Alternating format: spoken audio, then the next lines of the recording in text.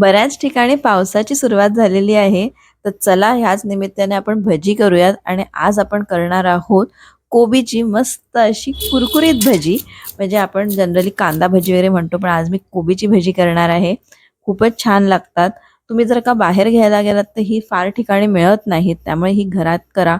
खूप सुंदर लागतात करायला. एकदम सोपी आहेत. मस्त कुरकुरीत असतात आणि अगदी चविष्ट असतात. तर त्याकरता सगळ्यात पहिले मी कोबी घेतलेला आहे.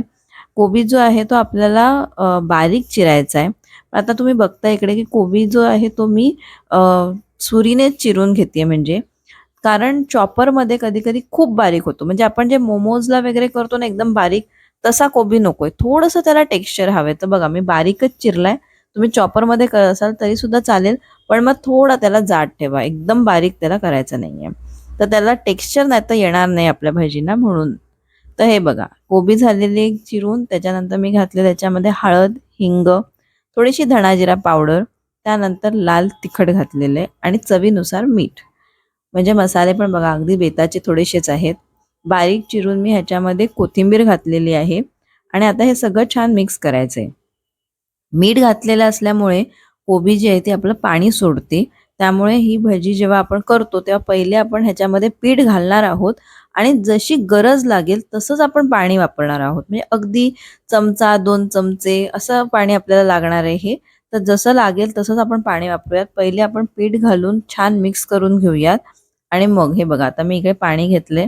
तर एका वेळेस ना थोडं-थोडंच पाणी घालायचं. 1-1, 2-2 चमचेच पाणी घालायचं आणि मिक्स करायचं. नाहीतर एकदम ही भजी ना अशी मऊ होतील आणि खूप जास्ती तुम्ही पीठ त्याच्यात घालत राहिलात, पीठ घातलंत जास्ती, तर त्याने काय होणार आहे, की तुमची भजी जी आहे ती चविष्ट नाही लागणार. मग कोबी कमी होईल आणि नुसतं पीठ-पीठ लागेल.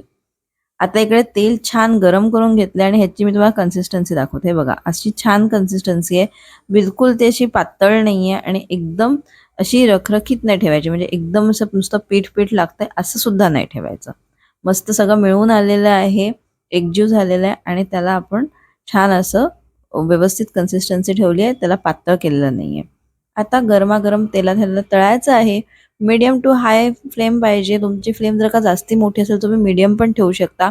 पण बारीक फ्लेमवर कधीच तळायची नाही आणि खूप हाय फ्लेमवर तळायची नाहीत. खूप हाय तुम्ही ठेवलीत ना फ्लेम, की वरनं भजं काळं होतं. म्हणजे असं डार्क ब्राऊन वगैरे असं दिसतं आणि आतून ते शिजत नाही. त्यामुळे मीडियम आणि हायच्या मध्ये फ्लेम असणं खूप गरजेचं आहे. असं छान त्याला हलवून व्यवस्थित 2दा-3दा त्याला मस्त हलवायचं म्हणजे सगळ्या बाजूने ती भजं व्यवस्थित छान तळलं जातं आणि बास अशी गोल्डन ब्राउन झाली आपली भजी, की त्यांना काढून घ्यायची आणि कोबीची अशी मस्त कुरकुरीत छान भजी तयार झालेली आहेत. पावसामध्ये आपल्याला असं काहीतरी खावंसं वाटतंच नेहमी भजी, वडे वगैरे.